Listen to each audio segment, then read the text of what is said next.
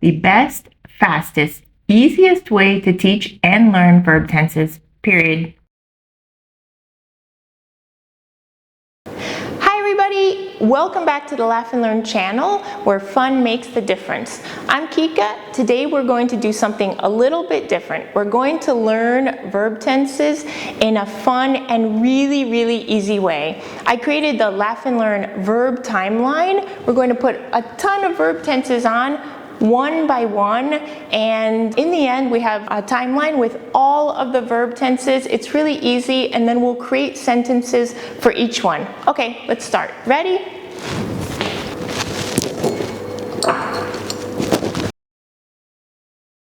You need one sheet of paper and draw a straight line here. The absolute best thing to do is to write everything that I'm writing on the board at home, because afterwards you'll have a verb timeline, your very own verb timeline. We're going to start with present simple. Make a small line and underneath present simple. Okay.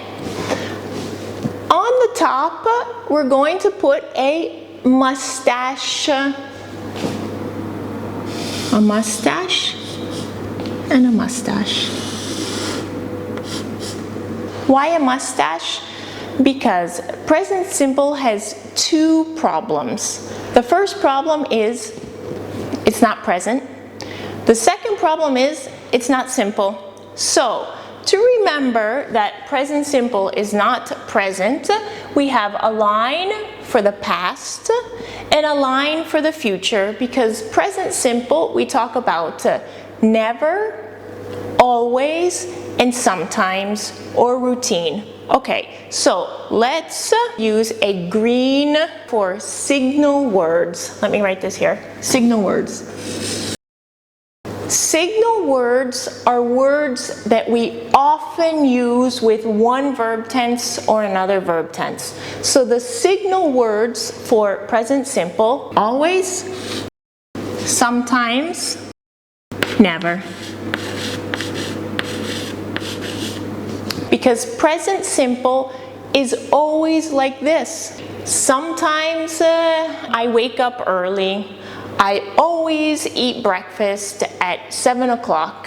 I never eat meat because I'm a vegetarian. Okay, so always, sometimes, never. We also talk about routine. So let's write routine. Routine.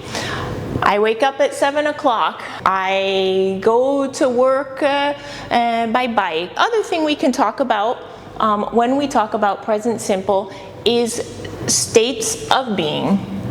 Write this. When we use the verb to be, so let's call it state, be, the verb to be, being. All right? When we talk about states of being, we're talking about emotions or sensations, let's say. I am happy. You are excited. She is sad today. So when we talk about emotions or sensations, or they are hungry, we use present simple, and then we're using present simple for now. So there are other words that we use that we often use with present simple, like often. So usually, or you can say every Friday, on Mondays. Let's write on Mondays. So there's lots and lots of phrases and words that we can use to show that things happened in the past, happened in the present, and will happen in the future. The last thing that's hard to remember about present simple is third person singular almost always gets an S. All right, so let's do this. For example, I run, they run, we run, she runs. I eat, my mom eats. They study, we study, she studies. All right, so almost always you have to remember that you put an S on, a little alarm when you see third person singular, and add the S. Now I'm going to write a few examples of present simple. Don't write this on your page. This is your verb timeline. Now you have present simple. You can turn it over and write the examples, all right? So let's try some examples. Let's use always. I always, let me do it here. I always walk my dogs in the morning.